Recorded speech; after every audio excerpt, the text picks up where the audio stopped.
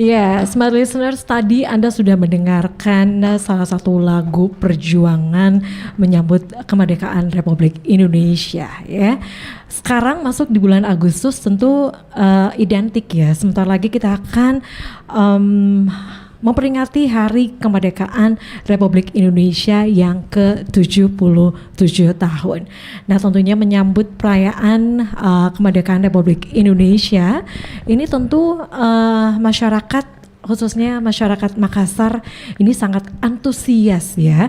Ini bisa Anda lihat dari banyaknya warga itu bagaimana mereka menghiasi tempat lingkungan ataupun mereka tinggal, kemudian lorong-lorong ya dengan bendera merah putih, kemudian umbul-umbul dan juga pernak-pernik lainnya. Nah, ini smart listeners, ini merupakan salah satu hal ya yang tentunya ini juga menjadi tradisi bagaimana masyarakat ataupun warga Makassar ini itu melakukannya dengan senang hati ya, dan ini merupakan salah satu tradisi pengenalan bagaimana menghargai kemerdekaan Republik Indonesia. Dan bukan itu saja smart listeners, ada cara lain juga yang bisa kita lakukan bagaimana kita menunjukkan kita mencintai tanah air Indonesia. Seperti yang dilakukan oleh Permabudi Sulsel, Persatuan Umat Buddha Indonesia, dan Parisada Hindu Dharma Indonesia atau yang kita singkat dengan PHDI Sulsel ya. Dalam waktu dekat ini itu akan ada hal yang spesial juga menyambut perayaan kemerdekaan Republik Indonesia yang ke-77 tahun. Dan untuk sore hari ini langsung saja kita berbincang bersama dengan tamu spesial saya yang saat ini sudah hadir di studio. Saya sapa dulu ya. Baik, di sini sudah ada Pak Yonggris, Ketua Persatuan Umat Buddha Indonesia Sulawesi Selatan. Selamat sore Pak Yonggris. Selamat sore, salam merdeka. Salam merdeka, semangat merdeka ya. Ini sesuai ya dengan dress code yang digunakan oleh Pak Yonggris sore hari ini. Merah putih. Tadi harusnya juga bilang dong, ada informasi ke Mirza, jadinya bisa ini ya, bisa seragam Pak Yonggris ya. Baik, kemudian di sini juga ada Bapak Gede Durrahman, Ketua Harian Parisada Hindu Dharma Indonesia Sulawesi Selatan. Selamat sore Pak. Selamat sore, Smart FM dimanapun berpendengar, dimanapun berada. Gimana kabarnya Pak? Baik, sehat selalu Ya. dalam kasih Tuhan. Ya, tentu semangat ya kemerdekaan Republik Indonesia ya Pak Yonggris ya. Ini semangat 45 tentunya. Betul. Ya. Hari-hari seperti ini hari-hari yang penuh penuh aktivitas yang mengingatkan kita kepada mencintai bangsa.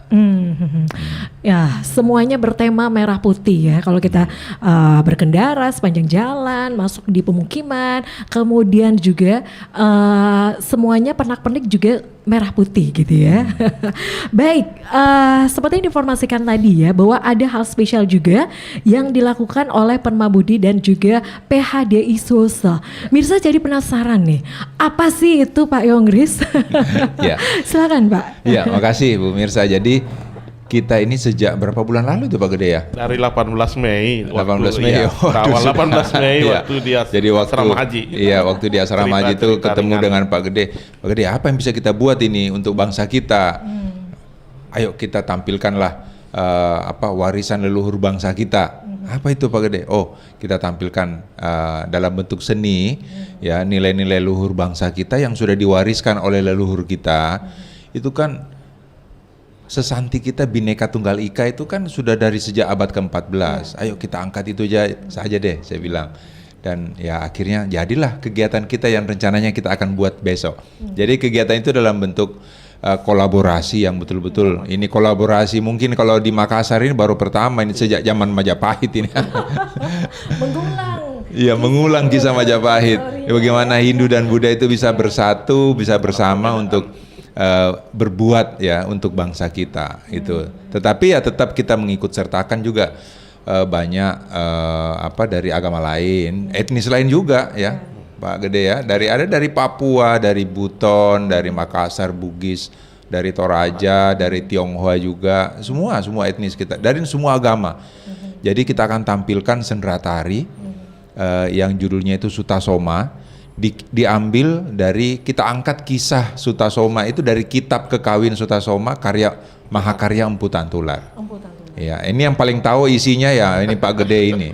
Ini sutradaranya nih. Dulu ya itu masih ingat gitu ya. Biasanya ada cerita gitu ya, Empu Tantular gitu ya. Nah, saya jadi penasaran nih. Ini langsung aja ke ahlinya nih, Pak Gede. Silakan Pak Gede. Baik, terima kasih Smart FM dimanapun berada. Ya, hari ini kita senang sekali bisa ngobrol bersama terkait dengan bagaimana mengisi kemerdekaan pasca COVID-19. Nah, tentu hari ini beda dengan tahun sebelumnya, kurang lebih 2 tahun kita terbelenggu dengan COVID. Coba membangkitkan semangat kita melalui kegiatan yang sudah diungkapkan tadi Pak Yongris, bahwa besok di Klaro kurang lebih pukul 19 akan kita tampilkan kolaborasi seni drama senda tari yang mengangkat yaitu Bhinneka Tunggal Ika Tanhana Dharma Mangrua. Nah, jadi karya sastra yang sudah tidak asing bagi kita semua, karya Empu Tantular yang ini kitab Sutasoma. Sebenarnya karya Sutasoma itu kan sebenarnya seorang titisan dari Buddha. Iya, dari agama Buddha yang mencintai, yang tidak ingin terbelenggu dengan kerajaan sebenarnya.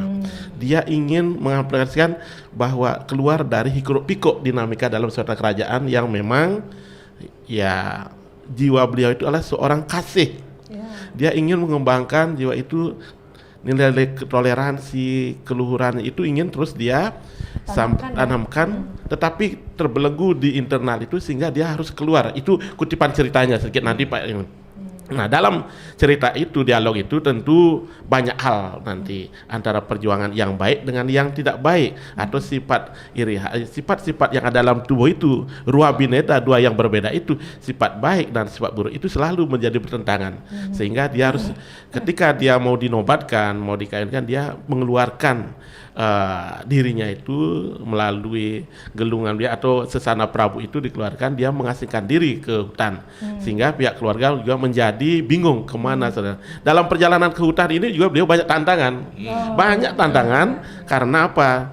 Itulah selalu mencari kebaikan itu banyak tantangannya, sehingga pada ending akhirnya itu selalu kemenangan. Dharma itu selalu menjadi yang terbaik. Kebaikan itu akan menang. Kebaikan itu selalu menjadi ending yang terakhir dalam satu cerita, pasti yang menang. Nah, itu yang besok selengkapnya saya kira Mbak juga besok bisa hadir. Nah, segera dong. Itu kurang lebih, dan dalam cerita itu juga tidak hanya menampilkan tapi ada kolaborasi. Kolaborasi maksudnya seperti apa dari itu, yang dari Buddha juga tampil. Dari katakan dari Bapak tadi semua tidak hanya dari monoton. Memang dominan ininya itu dari Hindu dan Buddha itu ininya. Tetapi di sisi lain itu juga ada hal-hal yang menginspirasi dalam keberagaman khususnya di Indonesia. Betul. Oke, dari Pak Yongris Ya, tambahan, jadi Pak. kegiatan ini Bu sebenarnya kita adakan dalam rangka menyambut kemerdekaan 77 tahun kemerdekaan Indonesia. Juga bertepatan dengan tahun toleransi 2022. Nah, ini besok itu akan menjadi launching yang pertama untuk hari pertama untuk pekan Merdeka Toleransi. Jadi ada dikeluarkan istilah dari Kemenak, Pak Kakanwil kita ini sangat kreatif mengeluarkan istilah Pekan Merdeka Toleransi. Itu baru pertama kali ada istilah seperti itu. Sebenarnya maksudnya gini, setelah kita merdeka, bukan hanya kita itu bebas dari penjajahan, tapi kita harus merdeka juga untuk bertoleransi ke orang. Jangan sampai kita ini ditekan atau tidak punya kebebasan untuk bersikap toleran ke orang. Gitu. Kalau tentu ya ini juga menjadi tema utama yang akan diangkat ya untuk seni tari nantinya, drama tari nantinya ya. Itu bagaimana menanamkan nilai-nilai toleransi, keteladanan leluhur bangsa Indonesia. Nah, kalau dari Pak Yongris sendiri nih melihat untuk sikap ataupun nilai-nilai toleransi secara keseluruhan untuk Indonesia saat ini, bagaimana Pak Yongris melihatnya? Iya, saya kira gini. Dengan banyaknya dimensi kehidupan kita sekarang ini yang tersentuh dengan berbagai bidang ya, bidang ekonomi, bidang politik, bidang kebudayaan. Jadi terjadi benturan nilai sebenarnya. Kita ini hidup dengan multi nilai. Multi nilai kan. Ada nilai-nilai budaya, ada nilai agama, belum lagi nilai-nilai keluarga, nilai-nilai kebangsaan. Dan kadang-kadang kita ini susah untuk mensinergikan nilai-nilai itu sampai akhirnya kapan kita harus mendahulukan misalnya nilai kebangsaan, kapan harus mendahulukan nilai keagamaan gitu. Nah, disitulah ya sebenarnya. Jadi konflik yang terjadi yang di luar itu sebenarnya itu mencerminkan konflik yang terjadi dalam diri kita. Saya nggak mungkin bisa konflik dengan Pak Gede misalnya, kalau saya nggak konflik dalam diri saya. Pasti ada yang konflik dalam diri saya nggak senang. Begitu saya nggak senang sama Pak Gede, sebenarnya saya tidak senangi kan diri saya sebenarnya. Gitu ya? Iya, kan seandainya ada Pak Gede ini saya senangi dalam diri saya kan nggak mungkin ada konflik. Nah, jadi konflik itu sebenarnya munculnya selalu dari dalam diri kita. Nggak ada masalah dengan Pak Gede. Pak Gede mau agama apapun, etnis agama apapun, pakai pakaian apapun selera makan sebenarnya nggak ada masalah dengan saya. Tapi yang jadi Pak Gedenya nggak masalah, tapi yang masalah itu kita ini. Gitu merespon atau bereaksi yang tidak tepat akhirnya muncul konflik gitu. Sebenarnya karena itu ketidakmampuan mengendalikan. Karena kita tidak punya kontrol terhadap diri kita kan. Jadi masalah-masalah yang muncul ini karena kita nggak tahu memanage sebenarnya pikiran kita, nggak tahu memanage diri kita sendiri sehingga akhirnya muncul konflik. Dan umumnya konflik itu kan muncul karena saling bersaut. Kalau saya mau konflik dengan Pak Gede, lalu Pak Gede nggak mau konflik, nggak bisa. Jadi Iya Pak Gede ya, harus dua. Kalau iya harus dua. Jadi kalau hanya salah satu nggak mungkin ada konflik. Iya, nah itu masalahnya di situ karena jadi kalau orang mau konflik dengan kita, ya umumnya itu pasti dua pihak yang aktif untuk itu. Nah, disinilah sebenarnya dibutuhkan kesadaran untuk bertoleransi karena kan tidak mungkin semua orang bisa sama dengan selera kita. Dan ada satu hal Bu Mirsa yang paling penting, kemerdekaan kita itu sebenarnya hasil dari bersatu kan. Persatuan kita itu pasti hasil dari perjuangan yang penuh toleransi. Para pejuang kita itu kan berbagai etnis, berbagai agama ikut berjuang dan mereka bisa saling toleran menerima perbedaan itu dan berjuang untuk merdeka. Iya kan? Nah, berarti kemerdekaan kita berasal dari persatuan. Persatuan ini berasal dari toleransi dan berkah kemerdekaan kita ini harus kita gunakan untuk memperkuat toleransi lagi. Kembalinya gitu. Seperti itu. Iya. Gimana Pak Gede? Dari Pak Gede mau nambahin Pak? Baik. Apa yang kita perbincangkan pada hari ini tentu tidak lepas daripada kerjasama pertemanan.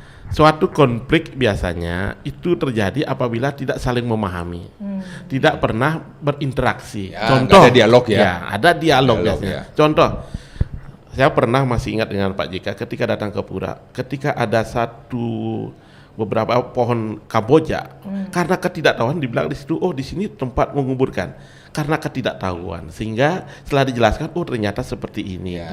Nah, dengan sering berdialog berkomunikasi itu juga saling memahami. Teman-teman kita, oh seperti ini, kami di khususnya Sulawesi Selatan sampai hari ini lewat FKUB dengan Pak Yongris dengan lainnya juga. Jadi kalau selama ini Makassar Sulawesi Selatan selalu dibilang sumber, artinya zona merah untuk satu ini. Sebenarnya bagi kami tidak, karena pihak luar saja yang melihat Sulawesi Selatan itu selalu zona merah. Kenapa? Karena ungkapan-ungkapan yang ditampilkan dalam media itu selalu sangat berlebihan. Tetapi kita sendiri semua nyaris tidak pernah ada konflik karena itu tadi saling memahami. Hindu seperti ini caranya, umpamanya pemujaannya di Buddha seperti ini. Terus setiap ada kegiatan selalu saling berhadapan, saling berkunjung lewat kegiatan silaturahmi si mekrama itu. Inilah yang menepis konflik-konflik tadi itu, sehingga kami selaku pemuka agama dan ini Pak Yongri juga selalu menggelorakan, mengajak anak-anak kita, adik-adik kita, sehingga apa yang menjadi isu tentang konflik itu sebenarnya diredam dengan pertemuan-pertemuan itu. Dan memaknai kemerdekaan ini juga kita bersama melibatkan semua orang agar menjadikan 77 tahun dalam pasca COVID ini ingin berbuat untuk bangsa dan negara, khususnya Sulawesi Selatan. Ya, mudah-mudahan gitu ya. Baik, itu ya seperti yang diinformasikan. Jadi memang toleransi, menanamkan toleransi ini penting ya, apalagi sejak dini ya Pak Yonggris dan juga Pak Gede ya. Dalam keluarga ya, bersama pasangan juga harus ada toleransi kan Pak? Iya, karena kita nggak mungkin bisa sama semua. Iya. Iya. Itu gimana Pak Yonggris? Untuk Betul. tantangannya sendiri ke depannya gimana Pak? Bagaimana untuk menanamkan sejak dini untuk nilai-nilai toleransi Ya, ini Pak? jadi Dalam gini. keluarga ya, Betul. bermula dari keluarga. Betul. Jadi tempat mendidik manusia yang paling utama dan pertama itu keluarga. Jadi banyak sekali karakter kita ini kan terbentuk dari keluarga. Dan memang kalau kita ingin mengajarkan anak-anak kita bertoleransi, ya harus dari keluarga. Dilibatkan. Bagaimana adik misalnya dengan kakak misalnya ini yang beda, pasti beda selera kan. Satunya mau ke mall, satunya mau tetap main game aja di rumah. Kan bagaimana caranya nih? Sedangkan kita ini harus keluar jalan-jalan. Nah, mereka harus bisa saling menghargai walaupun mereka berbeda dalam satu keluarga. Gitu. Dan keluarga ini kan inilah miniatur dari bangsa kita sebenarnya. Bagaimana kita punya selera di situ berbeda, bagaimana kita punya pandangan-pandangan juga itu dalam keluarga kadang berbeda gitu. Dan memang saya sangat setuju Bu Mirsa bahwa memang harus dari keluarga. Kalau sudah mulai dewasa Bu, baru mau dibentuk sudah sulit. Apalagi Bu dengan kemajuan teknologi sekarang, dengan di media sosial. Orang-orang ini bisa mempergunakan identitas digitalnya yang kita nggak tahu ini orang siapa. Lalu dia mengeluarkan caption ataukah mengeluarkan komentar-komentar yang mungkin saja bisa mengejek orang, menghina orang, merendahkan orang dan membuli, dan itu akhirnya kan bisa menjadi masalah. Dan kita sudah lihat banyak sekali masalah hukum yang muncul karena itu. Nah, ini semua karena apa? Karena tadi Pak Gede itu sangat benar. Kita tidak memahami orang sehingga akhirnya kita tidak tahu menghargai orang. Nah, itu jadi memang Bu sangat penting. Lalu yang kedua Bu, kalau saya lihat memang di sekolah. Sekolah ini meskipun bukan yang pertama, tapi sekarang sudah menjadi yang utama. Karena apa? Orang-orang tua kita sudah masing-masing sibuk cari duit. Ibu Mirsa setiap hari ke sini jam berapa? Pulang jam berapa? Gitu. Anak di rumah diurus sama pembantu.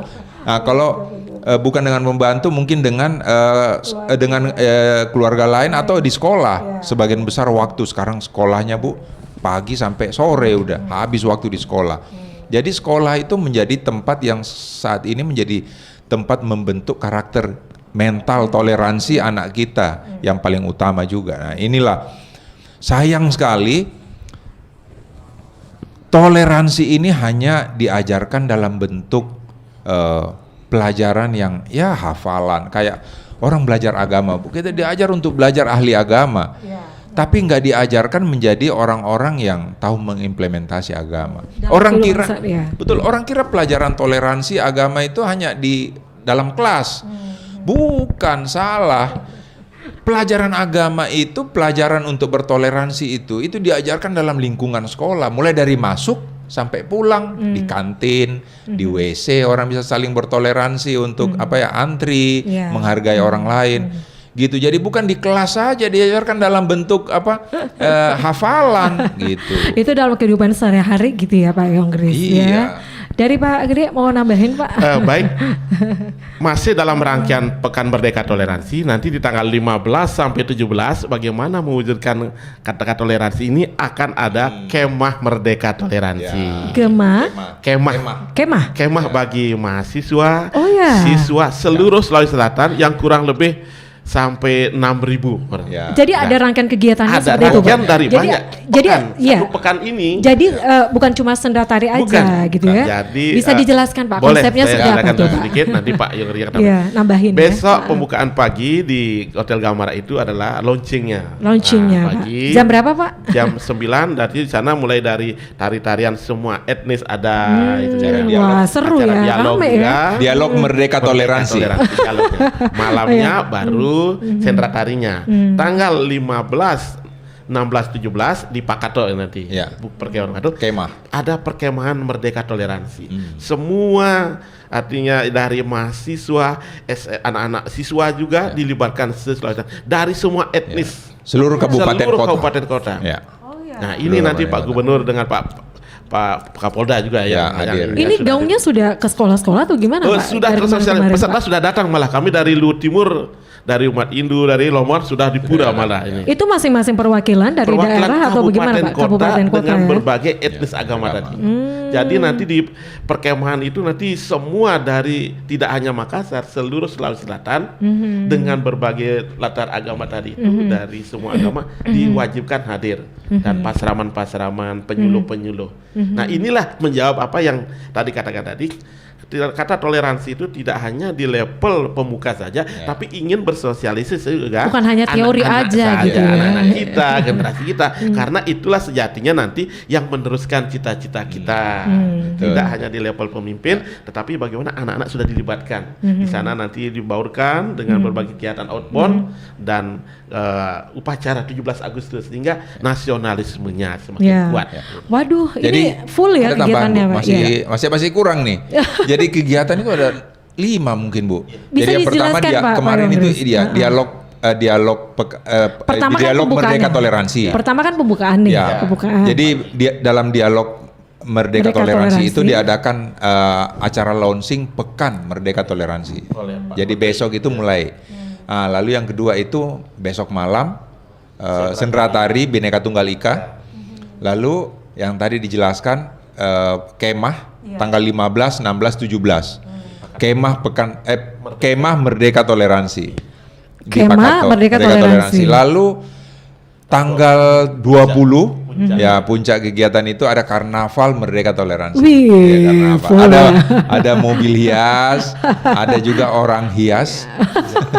orang Jadi kendaraan namanya juga pawai gitu. orang ya, Karebosi pawai nanti, ya. umat beragama. Rame Jadi ya? semua umat-umat Semua beragama, semua Etnis. semua Anak-anak agama. sekolah juga dilibatkan gitu. Iya, Pesantren-pesantren. pesantren, lalu Pasrama.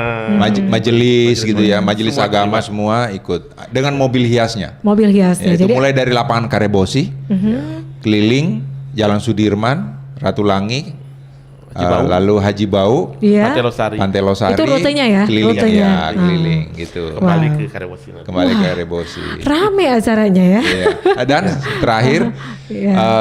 selama 1 minggu itu kita akan menyuarakan, mensosialisasikan tentang Khutbah moderasi juga. ya, khotbah seragam. Seragam. Jadi Khotbah kita seragam. ingin agar selama 1 minggu itu yang banyak kita bahas ceramah-ceramah di gereja, di masjid, di wihara, di pura itu tentang toleransi. Moderasi beragama. Ya, moderasi beragama dalam hubungannya dengan toleransi. Gitu. Jadi dari masing-masing agama ini juga akan membahas ya bagaimana untuk Setiap di Ya. rumah ibadah itu Ya. sajian materinya itu terkait dengan toleransi, kerukunan, Ya. moderasi. Oke, wow, penasaran ya. Gimana mau ikutannya? Untuk masyarakat umum juga boleh gitu ya? Masih suasana kemerdekaan, saya kira harapan kita semua bisa terlibat Dan menyaksikan, menyaksikan Ya. sepanjang Kemeriahan. Kalau tidak sempat ikut pawai misalnya ikut karnaval bisa jadi penonton karya karnaval. hari Sabtu nanti tanggal 20 Hari Sabtu ya, Agustus. itu puncaknya pagi. ya. Iya. Oke. Pagi. Baik, ini juga harus ada apa ya sosialisasinya gitu Pak ya, Iya. cara masif gitu kan. Jadi tahu ya di mana sih titik-titiknya nanti. Iya. Jadi masyarakat juga bisa Tahu nonton di melihat mana, iya. ya. Betul, Oke, betul. kita akan break dulu ya untuk sesaat Pak Yongkris dan juga Iya. Pak Gede.